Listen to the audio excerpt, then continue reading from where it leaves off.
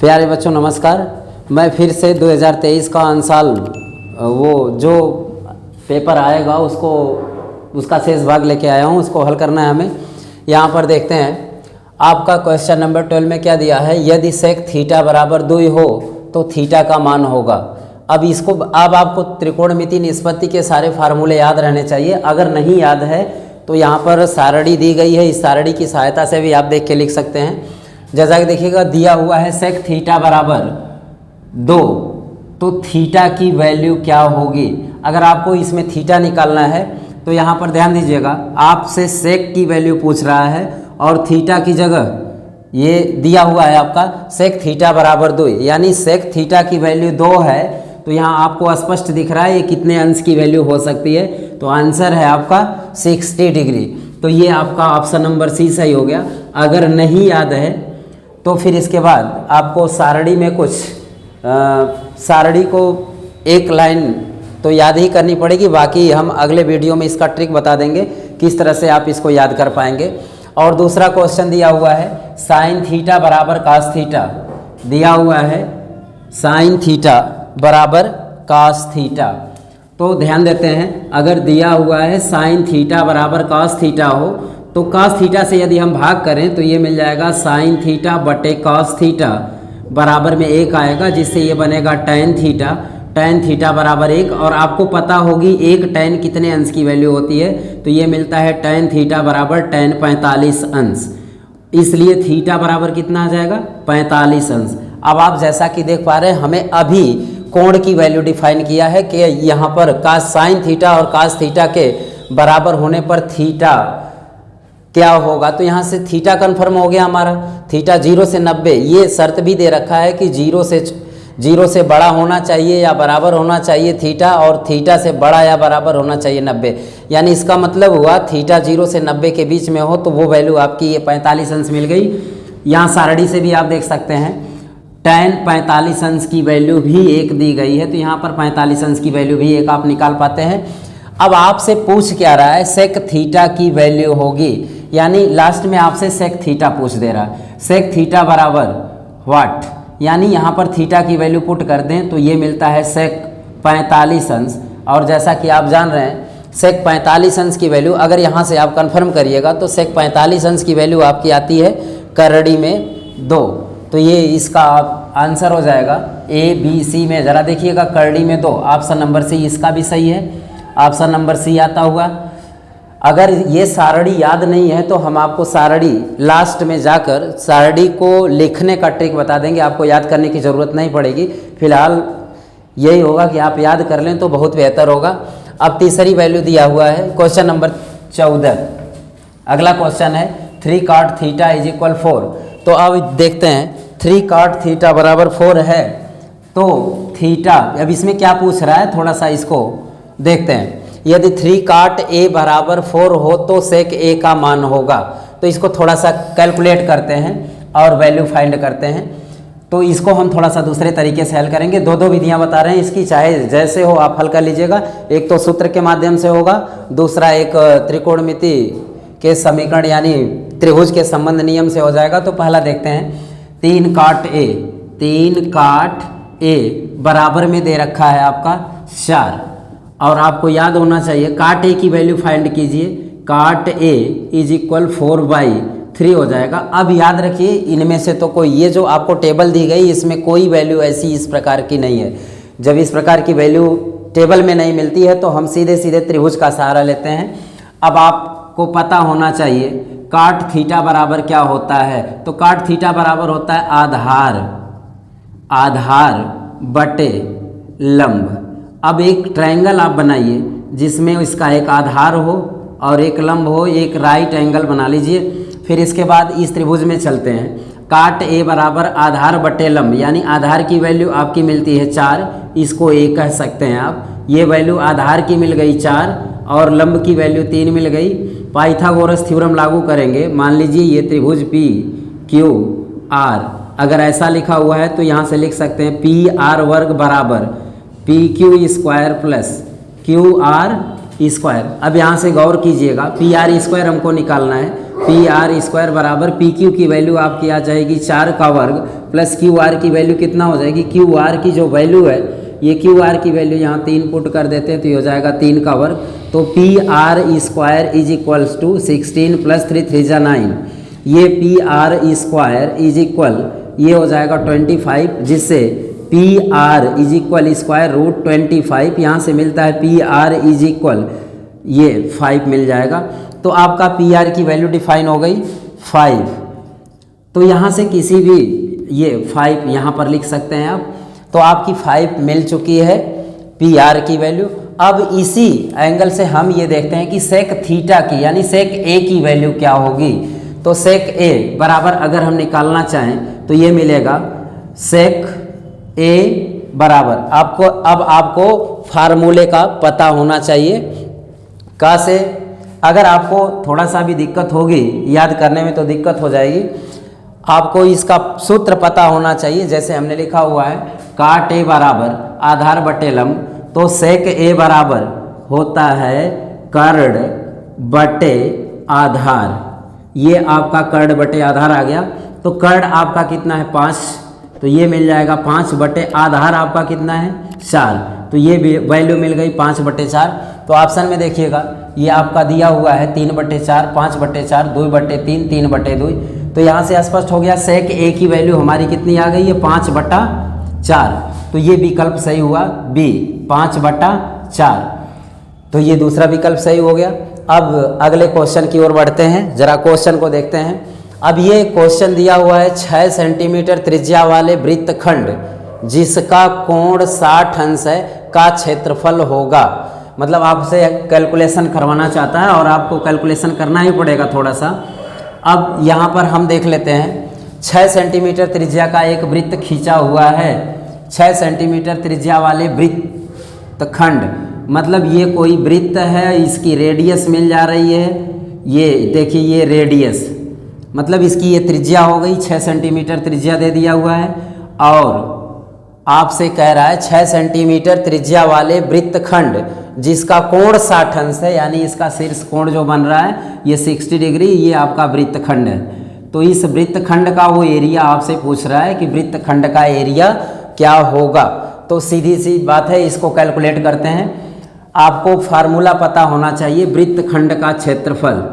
वृत्तखंड का क्षेत्रफल ये बराबर होता है वृत्तखंड का क्षेत्रफल पाई, थोड़ा सा बड़ा लिखते हैं, पाई आर स्क्वायर थीटा बटे 360 minus 1/2 R square sine theta.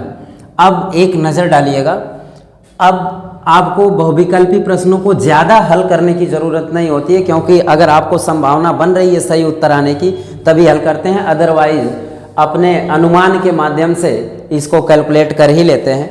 थोड़ा सा अब ध्यान देते हैं। आपको मिला है पाई की वैल्यू रखते हैं 22/7 मल्टीप्लाई रेडियस मतलब 6 का स्क्वायर हो जाएगा इंटू थीटा की वैल्यू 60 है, सो 60 हमने रख दी डिवाइड बाई 360। अच्छा, अब आपको एक हिंट के तौर पर हम बता दें -1/2 आर स्क्वायर, फिर से त्रिज्या का स्क्वायर हो जाएगा 6 का वर्ग इंटू साइन थीटा, यानी साइन थीटा की जगह 60 वैल्यू रखेंगे तो ये मिल जाएगा साइन 60 अंश। अगर हम इसको कैलकुलेट करने का प्रयास करें तो आप इस निष्कर्ष पर पहुंचते हैं कि इसमें जो विकल्प दिया है उन विकल्पों में से एक भी विकल्प सही नहीं है। क्यों नहीं है, अब इसका रीजन बता रहे हैं। ये आ जाएगा आपका 22/7 गुणे 6 गुणे 6 गुणे 60, अब बटे के 360 लिख सकते हैं, -1/2 गुणे 6 गुणे 6। एक चीज़ बेटा ध्यान रखनी है यहाँ आपको, साइन 60 अंश की वैल्यू होती है करड़ी में 3/2। अब याद कीजिए अगर इसमें करड़ी में 3/2 आया हुआ है, यह एक अपरिमेय संख्या है, और जबकि आपका क्षेत्रफल क्या दिया हुआ है, एक परिमेय संख्या के रूप में दिया हुआ है। आप चाहें तो इसको हल करके भी चेक कर सकते हैं। लेकिन जब ये कन्फर्म है करड़ी में 3 की वैल्यू परिमेय संख्या नहीं है और आपके सारे आंसर ए में भी परिमेय संख्या, बी में भी परिमेय संख्या, सी में भी परिमेय संख्या ही है, यानी ये तीनों ऑप्शन गलत हो जाते हैं। तो इसका अर्थ ये हुआ अगर हम इसको कैलकुलेट करते हैं तो इनमें से हमारा कोई उत्तर सही नहीं आएगा, यानी हमें इसमें इस निष्कर्ष पर पहुंचना पड़ेगा इसका ऑप्शन नंबर क्या सही है, डी, क्योंकि ये अपरिमेय संख्या है, इसके तुल्य हमारा आंसर आ ही नहीं सकता है। अब दूसरा अगले क्वेश्चन में चलते हैं। क्वेश्चन नंबर 16 दिया हुआ है, त्रिज्या ए के परिगत खींचे जाने वाले एक वर्ग का परिमाप होगा। अब यहाँ पर समझिएगा, कोई अगर हम सर्कल ड्रा करते हैं, कोई अगर सर्कल बना दें जिसकी रेडियस ए हो, एक सर्कल हमने लिया, इसकी रेडियस ए रख दी, इसकी रेडियस ए हो गई। अब आपको पूछ रहा है इस सर्कल के परिगत, क्योंकि त्रिज्या ए के परिगत खींचे जाने वाले एक वर्ग का परिमाप होगा, तो इस परिगत आपको खींचा कौन जा रहा है, परिगत एक वर्ग खींचा जा रहा है, यानी इसकी बाहरी भुजाओं को टच करते हुए एक ऐसा वर्ग बनाया जाना है जो इसकी चारों भुजाओं को छूता हुआ चला जाए, तो ये बनता है वृत्त के परिगत चतुर्भुज। तो वृत्त के परिगत आपका ये चतुर्भुज बना हुआ है। अब याद कीजिएगा, अगर ये सेंटर होगा रेडियस ए बनेगी, ये भी रेडियस ए होगी, इसका मतलब हुआ इसकी इस जो यहाँ पर वर्ग बना हुआ है इसकी जो साइड हो जाएगी ए और ए मिला के कुल कितना हो जाएगा 2a, तो ये इसकी साइड 2a, ये भी साइड 2a हो जाएगी और ये भी साइड 2a होगी और ये भी साइड आपकी हो जाएगी 2a। तो वृत्त के परिगत जो आपका चतुर्भुज बना हुआ है वो अगर इसका परिमाप पूछा जाए तो चारों भुजाओं का योग होता है, तो 2a 2a 2a 2a यानी 4 टाइम्स लिखा गया है। तो ये इसका आंसर आप सीधे सीधे कैलकुलेट कर सकते हैं 8a इकाई, यानी क्योंकि आप जानते हैं वर्ग का परिमाप कितना होता है, वर्ग का परिमाप बराबर 4 गुणे भुजा। आप यहाँ से भी लगा सकते हैं, 4 गुणे भुजा आपको दी गई है 2a, तो ये हो जाएगा 8a इकाई। तो आपका ये आंसर सही हो गया। और फिर इसके बाद लास्ट में पूछा जा रहा है व्यास 1 सेंटीमीटर वाली तथा 8 सेंटीमीटर लंबी एक तांबे की छड़ को एक समान मोटाई वाले 18 मीटर लंबे एक तार के रूप में खींचा जाता है, तब तार की मोटाई होगी। थोड़ा सा इस क्वेश्चन को आपको हल करना होगा, क्योंकि ये थोड़ा सा कुछ क्वेश्चन ऐसे होते हैं जिसको आप देखकर ही टिक लगा सकते हैं और कुछ क्वेश्चन ऐसे होते हैं जिसमें थोड़ा सा कैलकुलेशन करना ही पड़ता है। इस क्वेश्चन के लिए थोड़ा सा हमें कैलकुलेशन करना पड़ेगा, उसको हम समझा दे रहे हैं। यहाँ पर थोड़ा सा ध्यान दीजिएगा। यहाँ पर अगर आपको दिया गया है एक व्यास 1 सेंटीमीटर वाली, तो आपको एक ऐसी छड़ बना देनी है जिसका व्यास 1 सेंटीमीटर हो। अब ध्यान दीजिएगा, मैंने एक छड़ ले ली और इस छड़ का व्यास 1 सेंटीमीटर रख लिया। इसका जो डायामीटर है वह 1 सेंटीमीटर है। जब इसका व्यास 1 सेंटीमीटर हो गया, लेकिन अब इसके साथ साथ एक चीज़ और भी दे रही है 8 सेंटीमीटर लंबी, यानी ये जो छड़ है इसकी लंबाई कितना है 8 सेंटीमीटर। 8 सेंटीमीटर इसकी लंबाई हो गई। अब इसको पिघलाकर एक इसमें से पतला तार खींचा जा रहा है, इसमें से पिघलाकर एक पतला तार खींचा जा रहा है। अब आपसे पूछ रहा है, मान लो इसे पिघलाया गया और इससे पतला तार खींचा जा रहा है, वही नीचे दिया हुआ है समान मोटाई वाले, क्योंकि अभी ये ऊपर वाला क्वेश्चन जो दिया है व्यास 1 सेंटीमीटर वाली तथा 8 सेंटीमीटर लंबी एक तांबे की छड़ को एक समान मोटाई वाले 18 मीटर लंबे तार के रूप में खींचा जाता है। यानी इस तार की लंबाई क्या हो गई जो खींचा गया है इसे 18 मीटर। अब याद रखिएगा, इसकी लंबाई तो 18 हमें दे दी है, बट इसकी तब तार की मोटाई होगी, मोटाई हमें नहीं पता है। मान लेते हैं इस तार की त्रिज्या r सेंटीमीटर है। इस तार की जो खींचा जाने वाला तार है इसकी त्रिज्या r सेंटीमीटर है। अब यहाँ पर ध्यान देते हैं 1800 मीटर, ये जो 1800 मीटर दिया है, क्योंकि हमें प्रारंभिक जो बेलन दिया हुआ था, ये जो छड़ दी हुई है इसमें दोनों की लंबाइयाँ सेंटीमीटर में है, इसकी यूनिट सेंटीमीटर में है, और यहाँ पर ये 18 मीटर यूनिट हो गई है। इसलिए आपको पता होगा, चूँकि आप जानते हैं 1 मीटर ये बराबर होता है 100 सेंटीमीटर के, इसलिए 18 मीटर बराबर ये हो जाएगा 18 गुणे 100 सेंटीमीटर, यानी ये आ गया 1800 सेंटीमीटर। अब इस क्षण की लंबाई, जिसे हम आप यच कह सकते हैं, इसकी हाइट मिल गई, इसकी रेडियस प्राप्त है। इसलिए अब एक चीज़ याद रखना है, चूँकि इसी धातु से ये तार बनाया जा रहा है, इसका अर्थ ये हुआ इसका आयतन का मतलब ये जो सिलेंडर हमें मिला है, ये बेलनाकार जो छड़ मिली है, इसका आयतन V1 कह लें, और आयतन का फार्मूला होता है पाई, यानी बेलन का अगर हमें आयतन निकालना हो तो बेलन का आयतन होता है पाई r²h, या बराबर मिल जाएगा, ये V1 की वैल्यू मिलती है पाई इंटू r आप देख पा रहे हैं जैसा कि इसमें दिया हुआ है, इसका व्यास दिया है 1 सेंटीमीटर, चूँकि व्यास बराबर है 1 सेंटीमीटर के, इसलिए इसकी त्रिज्या हो जाती है 1/2 सेंटीमीटर, मतलब इसका आधा हो जाएगी। तो यहाँ पर इसकी रेडियस रख देते हैं 1/2 का वर्ग इंटू h, ये आपका मिल जाएगा V1। एच की वैल्यू भी दे रखी है, इसकी ऊंचाई कितना है 8 सेंटीमीटर, तो यहाँ हम 8 भी पुट कर लेंगे, ये मिल जाएगा सेंटीमीटर क्यूब, इक्वेशन 1 मान लीजिए।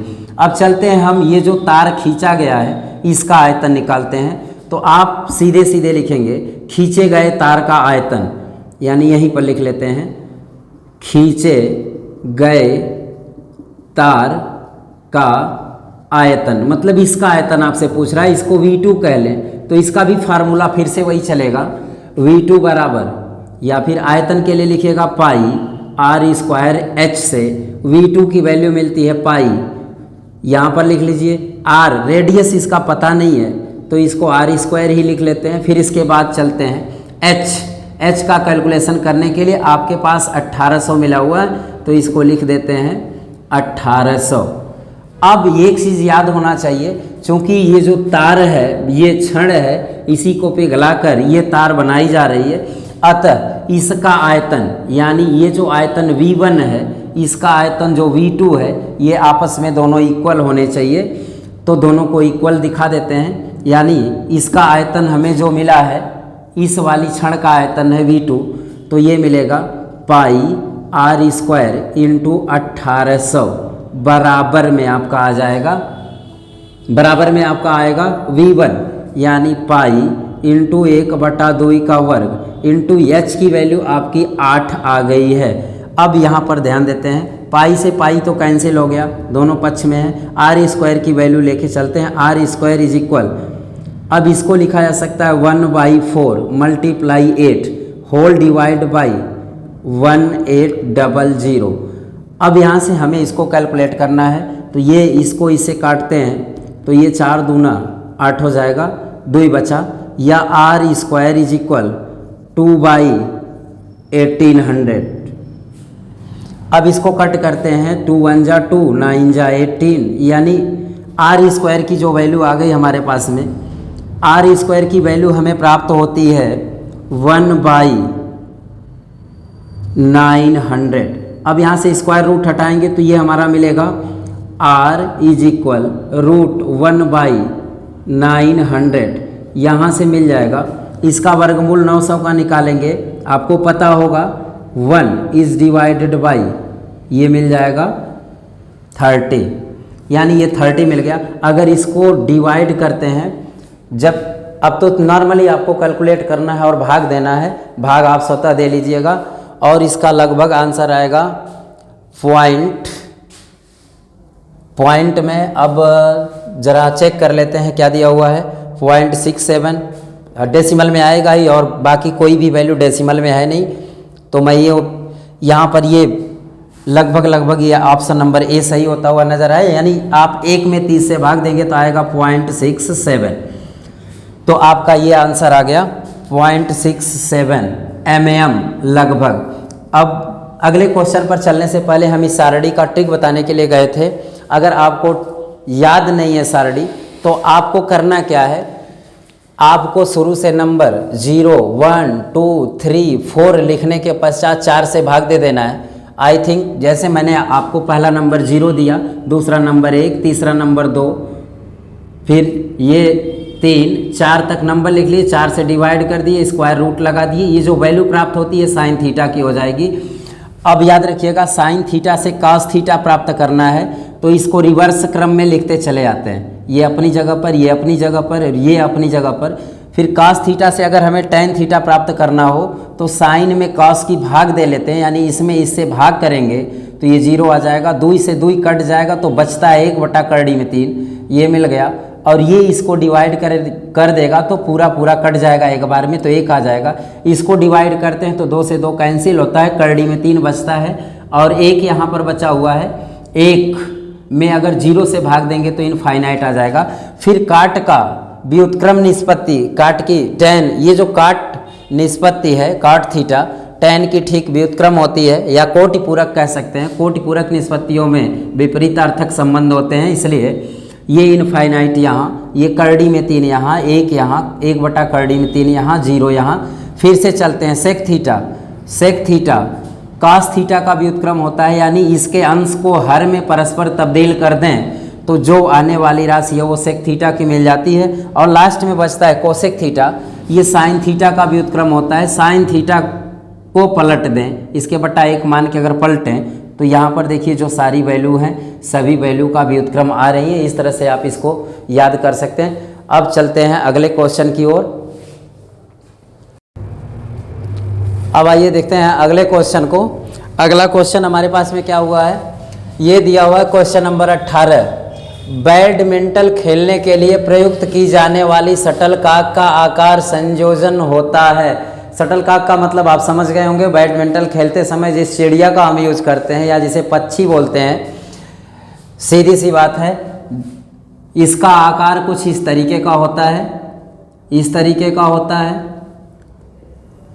इसको बना दे रहे हैं यहाँ पर इस तरह से, और ये इसका आकार कुछ इस तरह से होता है। अब ध्यान दीजिएगा, चिड़िया खेलते समय ये वाला जो आया हुआ पोर्शन है, इसमें ये एक अर्धगोला नीचे बना हुआ है, नीचे एक अर्धगोला है और ऊपर एक किस आकार का है, एक शंकु छिन्नक के आकार का स्पेस बन रहा है ऊपर वाला पोर्शन। तो आप यहाँ पर देखिएगा, एक बेलन और एक गोला, ना ही गोला है ना ही बेलन है, यानी ये आंसर गलत हुआ। एक बेलन और एक अर्धगोला, यहाँ पर ये बेलनाकार नहीं होता है, ये शंकु छिन्नक के आकार का होता है, इसलिए ये भी ऑप्शन गलत है आपका। एक शंकु और एक गोला, एक शंकु और एक गोला, इसमें पूर्णतः शंकु होता नहीं है क्योंकि शंकु छिन्नक का यूज है, यहाँ पर कटा हुआ पोर्शन है। अब ये लास्ट ऑप्शन आ रहा है, एक शंकु छिन्नक और एक अर्धगोला। जरा ध्यान से देखिएगा, इसमें दिया हुआ है एक शंकु छिन्नक जो हमारी इस शर्त को पूरा करता है। जो पंख आप जो खेलते हैं चिड़िया वगैरह, उसमें पक्षी का पंख वगैरह लगा नहीं होता है, वही होता है जिसको हम बैडमिंटन के सहारे फेंकते हैं या फिर इधर उधर फेंकते रहते हैं। और एक अर्धगोला, इसमें इसका जो निचला वाला पोर्शन होता है अर्धगोले के आकार का होता है, तो ये रहा आपका अर्धगोला। तो ऑप्शन नंबर कौन सा सही है, ऑप्शन नंबर आपका डी सही है। अब आइए देखते हैं, एक बारंबारता बंटन के लिए माध्य माध्यिका और बहुलक के बीच संबंध होता है। बेटा इसमें इसका कोई रूल निकालने का तो है नहीं, इसमें फार्मूला है, सीधे सीधे आपको याद करना पड़ेगा। और फार्मूले में आपको पता होनी चाहिए बहुलक माध्यिका और माध्य में क्या संबंध होता है, तो आप याद कर लीजिएगा हमेशा हमेशा हमेशा के लिए, क्योंकि ये बहुत ही इंपॉर्टेंट क्वेश्चन है, ये हर बार पूछता रहता है क्योंकि बच्चे बहुत कंफ्यूज रहते हैं। ये चूँकि इसको निकालने का कोई रूल नहीं है, एक फार्मूला है तो फार्मूले की तरह ही इस्तेमाल होता है। तो आप याद रखिएगा, ये एक सूत्र ही उठा के दिया हुआ है, बहुलक और माध्य माध्यिका में ये संबंध होता है, बहुलक बराबर 3 गुणे माध्यिका माइनस 2 गुणे माध्य। अच्छा, इसको कभी कभी पक्षांतर करके भी लिखा जा सकता है। आई थिंक जैसे आप इक्वेशन में लिखा हुआ हो ये रिलेशन सही है, अगर ये इस टाइप का आता है तो ये लिख दीजिएगा, अदरवाइज इसको लिखने का दूसरा भी तरीका हो सकता है। अगर इसको ट्रांसपोजिशन कर दे तो माध्यिका के रूप में लिखा जा सकता है, यानी 3 गुणे माध्यिका, इस तरह से लिखा जा सकता है 3 गुणे माध्यिका।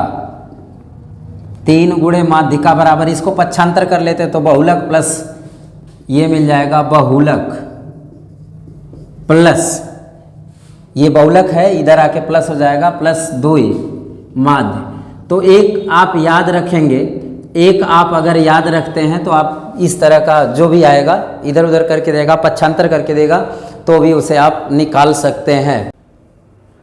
आइए देखते हैं अब इसके बाद क्वेश्चन नंबर 20 आ रहा है। यहाँ पर कुछ संख्याएं दी गई हैं और उनका समांतर माध्य दिया हुआ है, तो यहाँ पर अल्फा का मान बताना है।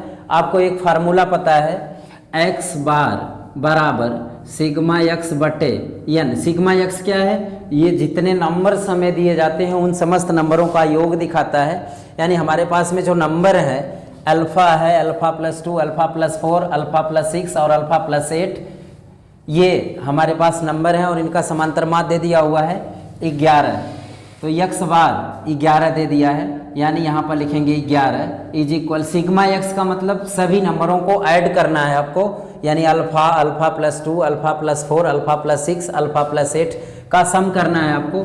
तो ये मिलेगा अल्फा प्लस, ये फर्स्ट नंबर हो गया, alpha plus 2, alpha plus 4, alpha plus, इसको ऐड कर दीजिएगा, अल्फा प्लस 6 और ये अल्फा प्लस 8। ये सभी नंबर का जब हम सम करेंगे तो टोटल नंबर कितने हैं काउंट कर लेते हैं, 1 2 3 4 5।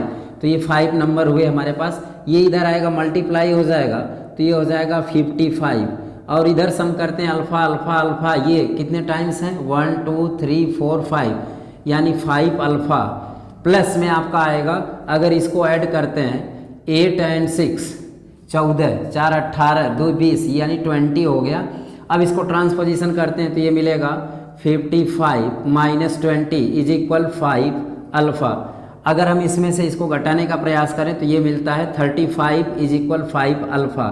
और यहाँ से हम देखते हैं अल्फा की वैल्यू निकालनी है, तो यहाँ से अगर हम 5 अल्फा इज इक्वल प्राप्त कर चुके हैं 35, इसलिए अल्फा इज इक्वल 35/5, तो ये मिलता है 7। तो ये अल्फा की वैल्यू आपकी आ गई 7। तो यहाँ पर ऑप्शन नंबर ए आपका सही हुआ। इस तरह से आप 20 नंबर OMR सीट से प्राप्त कर सकते हैं। थोड़ा सा दिमाग, हाँ एक चीज़ याद रखिएगा, जिस तरह से मैंने इसमें क्वेश्चन को सॉल्व किया, इसमें सॉल्व करने का प्रयास नहीं करते हैं, इसमें जितना से जितना आसान तरीके से हो सके उत्तर निकालने का प्रयास करते हैं। बाकी अब खंड ब, अब आइए देखते हैं खंड ब, उत्तर पुस्तिका प्रश्न, मतलब जो आपको दिया रहेगा उत्तर पुस्तिका में इन क्वेश्चनों को लिखना रहेगा, तो कुछ उनकी टेंडेंसी बढ़ा के दी रहेगी। अब यहाँ पर दिया हुआ है बिंदु ए का निर्देशांक ज्ञात कीजिए, जहाँ ए बी वृत्त का व्यास है तथा केंद्र 2,3 बी का निर्देशांक ऐसा दे रखा है। तो कुछ इस टाइप का क्वेश्चन हमारे पास में मिल गया। अब इसको आपको लगाना है तो थोड़ा ध्यान देते हैं इसमें।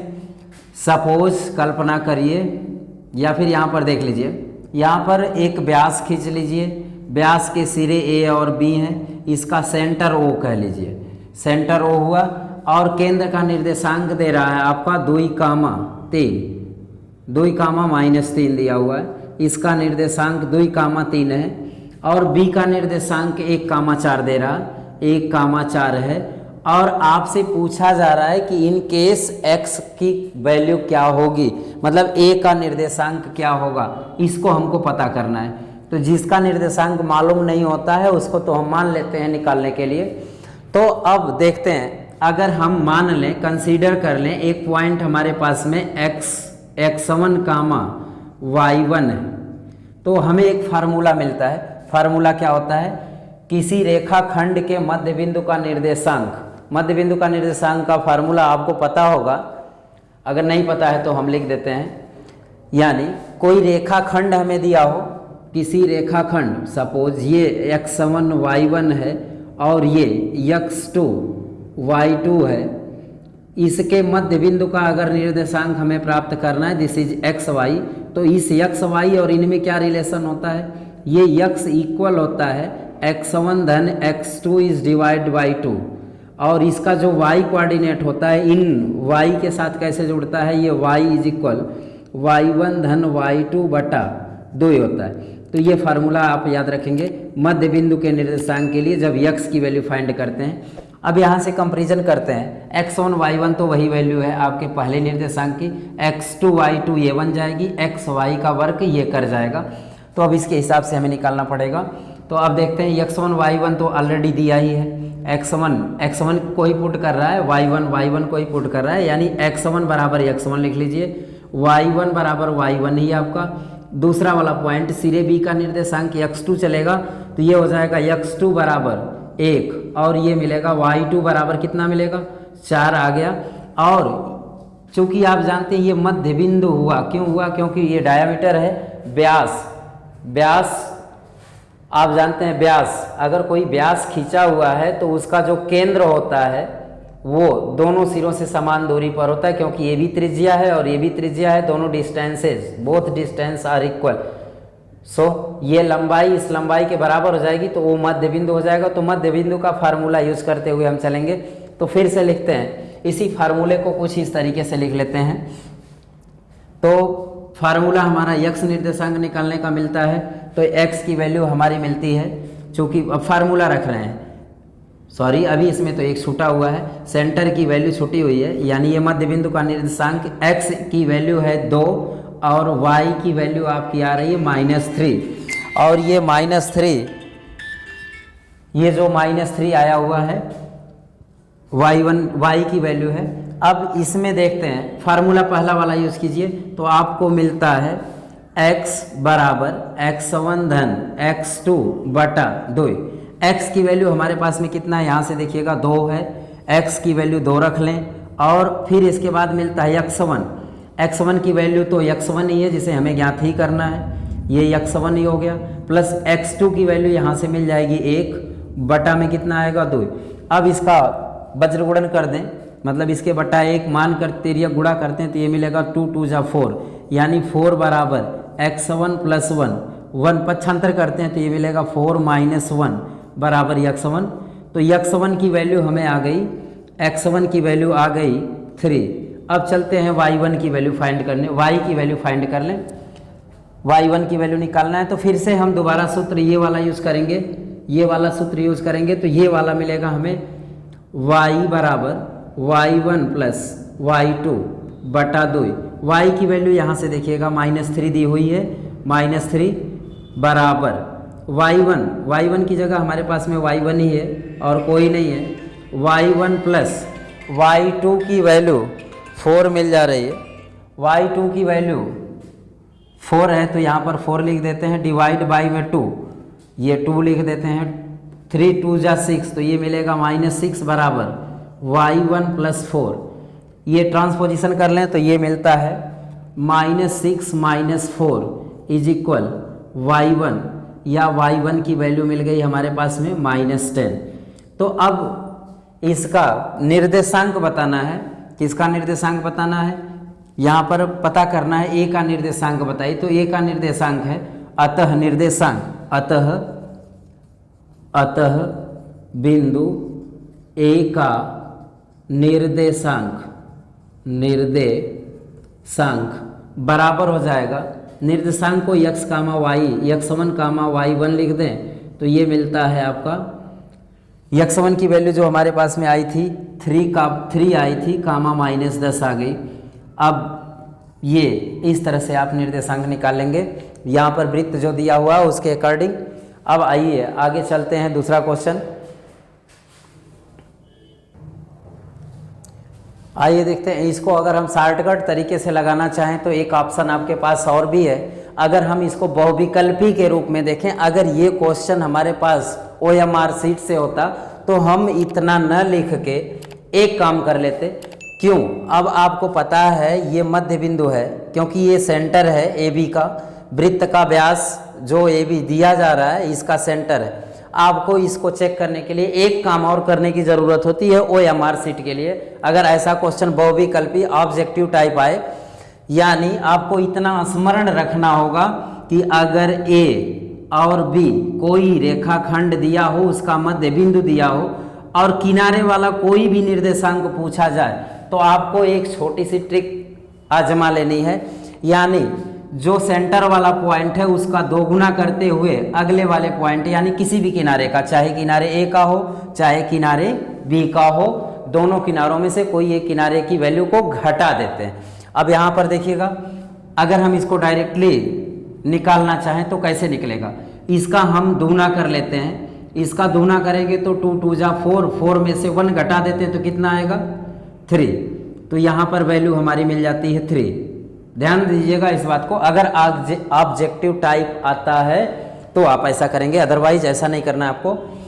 अब इसका दोगुना करते हैं, इसका दोगुना करेंगे तो 3 2 जा 6 यानी -6 आया, इसमें से 4 घटा देंगे तो -4 आ जाएगा। 6 और -4 कितना आ जाएगा 10 आ जाएगा। फिर इसके बाद यहाँ पर आप लिख सकते हैं इसका निर्देशांक -10।